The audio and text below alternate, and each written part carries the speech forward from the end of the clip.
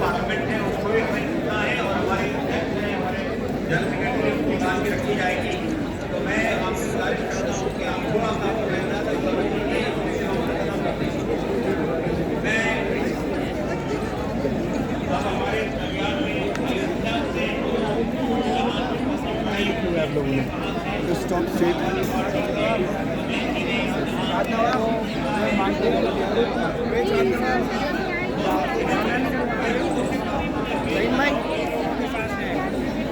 ए बेटे कुछ बोल सकते हैं, हम लोग कुछ बोल सकते हैं। राष्ट्रपति का घोषित किया जाता है, आपको दिया हुआ समय समाप्त हो चुका है। कृपया करके व्यर्थ खड़े ना हो। आप सभी से निवेदन है, कृपया करके इस परिसर को शांतिपूर्वक खाली कर दें। सड़क पर ना चले, कृपया फुटपाथ का प्रयोग करें। आप सभी को सूचित किया जाता है, कृपया करके जंतर मंतर परिसर को खाली कर दें। धन्यवाद।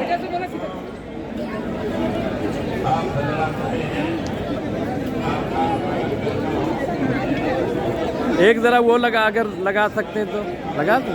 जो भी प्रदर्शनकारी नारा लगवा धरने में आए हुए हैं, आप सभी से निवेदन है, कृपया करके व्यर्थ जंतर मंतर पर खड़े ना हो। आपका धरना समाप्त हो चुका है।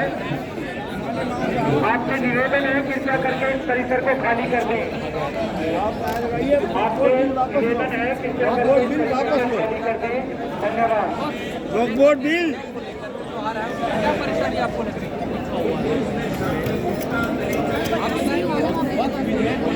क्या परेशानी क्या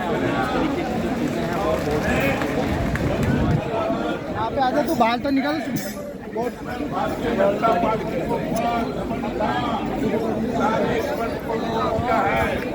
लेकिन आज अफसोस के साथ कहना पड़ रहा है कि मोदी जी की जो सरकार है इस देश में अमन चैन को तोड़ना चाहती है, संविधान को तोड़ना चाहती है। संविधान के प्रिंसिपल में लिखा है संविधान किया गया है। अभी होली का त्योहार में इस तरह से पाबंदी लगाई गई थी करने का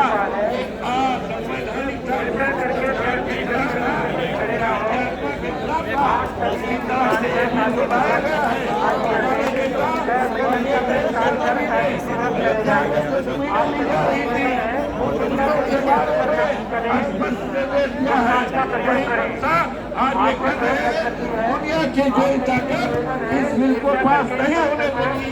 हमारी पार्टी, हमारे नेता अखिलेश यादव का, हम लोगों का स्टैंड क्लियर है। किसी भी कीमत पर इस बिल को पास नहीं होने देंगे, चाहे जितनी भुगतानी करना पड़े। आप हजरात ने देश के सामने अपनी बात रखने का समय दिया, आप बहुत आभारी हैं। इस विचार के साथ दुनिया की कोई ताकत इस बिल को पास नहीं होने देगी। हम लोग हर सम्मान देने के लिए अखिलेश यादव के नेतृत्व में काम करेंगे। बहुत बहुत धन्यवाद। मैं 1 मिनट के लिए मौलाना मोहिबुल्लाह नदवी साहब से गुजारिश करता हूँ तो अपनी बात रखें। हमारे पास में सिर्फ 15 मिनट बाकी है। आप सभी को बार बार सूचित किया जा रहा है। आपसे निवेदन है कि आपसे दिया हुआ समय समाप्त हो चुका है। समय कृपया करके जंतर मंतर परिसर को शांतिपूर्वक खाली कर दें।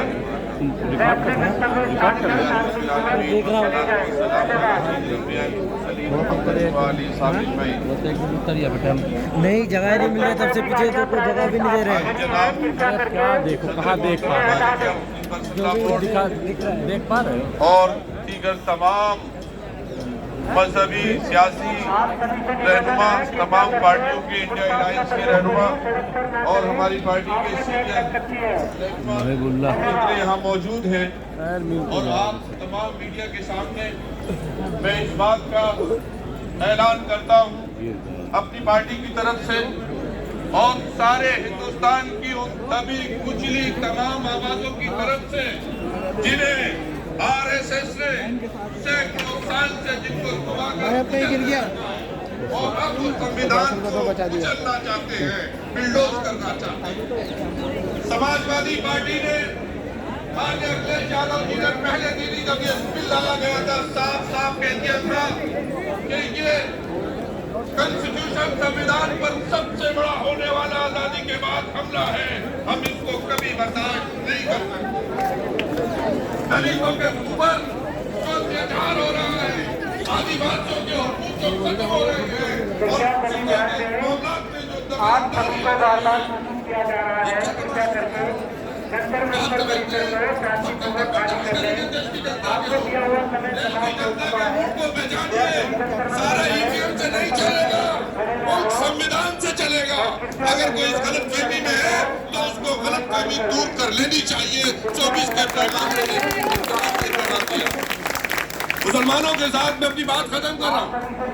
जिस तरह से मजाक किया जा रहा है कि उनके मजहबी मामलात में दखल अंदाजी की जा रही है, ये बीजेपी वो पार्टी है जो एक मुसलमान को सारे मुल्क में एक सीट लोकसभा की नहीं दे सकती। वो वक्त की रक्षा क्या करेगी, हिफाजत क्या करेगी? ये वो लोग हैं कि जिनके मिनिस्टर के सामने लंदन की सड़कों पर देश का अपमान हो और इनके चेहरे पर कोई रंगत इनकी बदले ना, कोई उस पर स्टेटमेंट ना आए। ये कौन लोग? देश की जमीन अरुणाचल और हिमाचल में खिसक रही है जमीन, उसके ऊपर सरकार ने आके बदली है। ये सिर्फ हिंदू मुस्लिम इशू को उठाकर लड़ाकर अपनी सरकार को मजबूत करना चाहते हैं। मैं अपनी बात को खत्म कर रहा हूँ इस पैगाम के साथ कि ये लड़ाई लंबी है, ये लड़ाई उन अंग्रेजों के गुलामों से है जिन्होंने देश के साथ कभी अहद वफा नहीं किया, और ये देश के उन वफादारों से है जिन्होंने 100 साल तक देश की धरती को बचाने के लिए, देश की इज्जत और वकार को बचाने के लिए अपनी जानों की कुर्बानियां दी हैं। लेकिन मैं एक मशकूर भी हूँ, मोदी सरकार और आरएसएस का मशकूर भी हूँ, शुक्रिया भी अदा करता हूँ कि उन्होंने देश की सोई हुई आवाम को जगाने का काम किया है। अब बात असल मुद्दों पर होगी, लड़ाई झगड़े की बात नहीं है। ये होली के अवसर पर बहुत लोगों ने चाहा लेकिन कामयाबी नहीं मिली, इसलिए कि हिंदू मुसलमान अब ये चाहते हैं कि इत्तेहाद के साथ, मोहब्बत और भाईचारे के साथ मुद्दों पर देश की तरक्की के लिए बात होगी। अब नफरत की सियासत इस मुल्क में बंद होगी और वक्फ बोर्ड एक बड़ा इशू है जिस पर हम सब लोग, सारे हिंदू मुसलमान सिख ईसाई सब मुत्तहिद हैं। अगर हिंदू इंडोमेंट में किसी क्रिश्चियन का दाखिला नहीं हो सकता, हत्या का मामला ये है कि हमारे दलित भाइयों को भी दाखिला नहीं मिलता है, मंदिर धोए जाते हैं, तो आप कैसे मुस्लिमों को वक्फ बोर्ड में शामिल कर रहे हो? आर्टिकल 26 का उल्लंघन कर रहे हो, इसको बर्दाश्त नहीं किया जाएगा। मैं अपनी बात को खत्म करता हूँ। बहुत शुक्रिया। बहुत शुक्रिया। जो सीपीआई के मेंबर पार्लियामेंट है पी संतोष जी, उनसे गुजारिश करता हूँ कि वो अख्तिसार से अपनी बात रखें, संक्षेप तक बात रखें। हमारे पास में चंद लोग रह गए हैं, बहुत इख्तिसार से बात होगी। Here to explain my party's CPI, Bharatiya Communist Party's full-fledged support to fight against this bill. CPI already expressed its position very clear. हम एक हिंदू मुसलमान ऐसा किसी समस्या नहीं है, यह देश की धर्मनिरपेक्षता की समस्या है, सेकुलरिज्म का समस्या है। साथ लड़ेंगे हम, कहीं न कहीं ये बिल को हटा देंगे, इसलिए हम साथ हैं पूरा देश में। ये देश का जनता का और देश का भविष्य का सवाल है, सिर्फ मुसलमान जनता का सवाल नहीं है, सभी का सवाल है, देश का भविष्य का सवाल है। साथ लड़ेंगे और रहेंगे। और हमारा नेता आशीष पाठा जी ने अपना बढ़िया भाषण में सारा डिटेल्स बताया होगा। मैं आपके साथ हूँ, समर्थन देता हूँ। हम सदन के अंदर भी जितना कर सकता उतना करके इसको हटाने के लिए कोशिश करेंगे। बहुत बहुत धन्यवाद। बहुत शुक्रिया जनाब। मैं अभी 2-3 लोग रह गए हैं। मैं अभी मौलाना मोहम्मद अली मोहसिन तकवी साहब से गुजारिश करता हूँ कि वो भी इख्तिसार तक की बात रखें।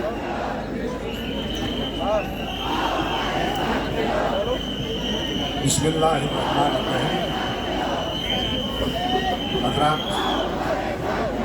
आपके इस जोश और जज्बे को देखते हुए बहरहाल मैं भरपूर एतमाद और यकीन के साथ कह सकता हूँ कि कामयाबी आपके कदम चूमने जा रही है। जो आपको यहाँ लेके आया, वरना माह मुबारक रमज़ान में रोज़े की हालत में आपसे अगर ये कहा जाता कि आप महंगाई के खिलाफ आंदोलन में जो है धरना देने के लिए चलिए, आप कभी नहीं आने वाले थे आपसे। हालांकि ऐसा नहीं है कि ये महंगाई जो है वो मसला नहीं है, बहुत बड़ा मसला है। और सरकार की देखिए जहाँ तक जो यानी पॉलिसी है कि मुसलमानों की ज़मीनों को, मुसलमानों की मस्जिदों को छीन लें, वही एक उसका एक अहम मकसद ये भी है कि उसकी नाकामियाँ जो हैं वो इस तरह के मुद्दों से जो है वो छिपाई जा सके। ये सिर्फ इसी मकसद के लिए है। तो बहरहाल ये हमारे ईमान से जुड़ा हुआ मसला है और हमारे यकीन से जुड़ा हुआ मसला है।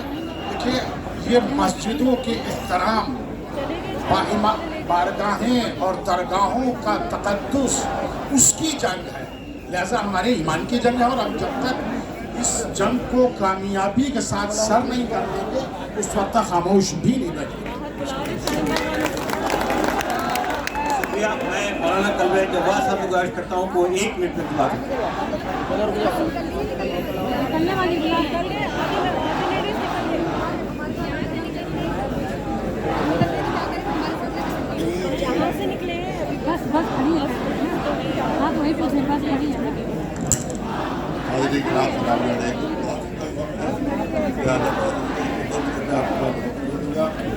ये कहा जा रहा है वक्फ बिल और वक्फ की खारिज करिए तरक्की के लिए भी नहीं है। तो मैं यह करूँगा, मैंने पहले ही दिन कह दिया था कि वक्फ बिल नहीं है बल्कि सांप का बिल है। वक्फ बिल में ये सांप का बिल है, इसके अंदर जहर भरा हुआ है। ये सिर्फ और सिर्फ मुसलमानों को नुकसान पहुँचाने के लिए बिल बनाया गया है और सिर्फ तबाही और बर्बादी के लिए बिल बनाया गया है और कट्टरवादियों को खुश करने के लिए बिल बनाया गया है। आप याद रखें, इनकी बड़ी गलत फहमी है, ये समझते हैं नफरत के जरिए से इलेक्शन जीतेंगे। हिंदुस्तान मोहब्बत की ज़मीन है, मोहब्बत की ज़मीन है। यहाँ अगर नफरत का बीज बोओगे तो बीज सड़ जाएगा। वो यहाँ मोहब्बत की खेती फलती है, लिहाजा आप मोहब्बत का पैगाम दीजिए, नफरत का पैगाम न दीजिए। बस जल्दी से 2 जुमले कहा गया, अभी कहा गया कि साहब वो जो है बड़ा गरीबों की मदद होगी, गरीबों की मदद होगी। तो मैंने कहा कि 1000 टन सोना मंदिरों के अंदर रखा हुआ है, 1000 टन सोना। अगर गरीबों से मोहब्बत है तो ये दम सोना जो है ये गरीबों में बांट दो, तो सारे हिंदुस्तान के गरीब धनवान हो जाएंगे। सिर्फ हमारे वक्त से मोहब्बत है तुम्हें? अरे मंदिरों में देखो हजारों टन सोना, वहाँ चोरी हो रहा है, 400 किलो सोना चोरी हो गया। तुम्हें चोरी मंजूर है, गरीबों को देना मंजूर नहीं है। बस आखिरी जुमला करना चाहता हूँ। ये कहा गया ये फायदा होगा, इसमें एक्ट नहीं है, एक्ट में कि गवर्नमेंट के पास जितनी भी जमीनें वक्फी हैं वो गवर्नमेंट की हो जाएगी। इसका मतलब है कि चोर को चोरी का माल मिल जाएगा। ये कौन सा कानून है कि वो चुरा भी रहे हो, वो कह रहे हो चोरी के माल ही हमारा हो जाएगा? इससे बड़ा नुकसान और क्या हो सकता है? आप अपना धरना जारी रखिए, आप अपना आंदोलन जारी रखिए और सही अल्लाह, कोशिश हमारा काम है, पता देना अल्लाह का काम है। मिलेगी, कामयाबी मिलेगी, दुश्मन शिकस्त खाएगा, दुश्मन शिकस्त खाएगा इंशाअल्लाह। मोहम्मद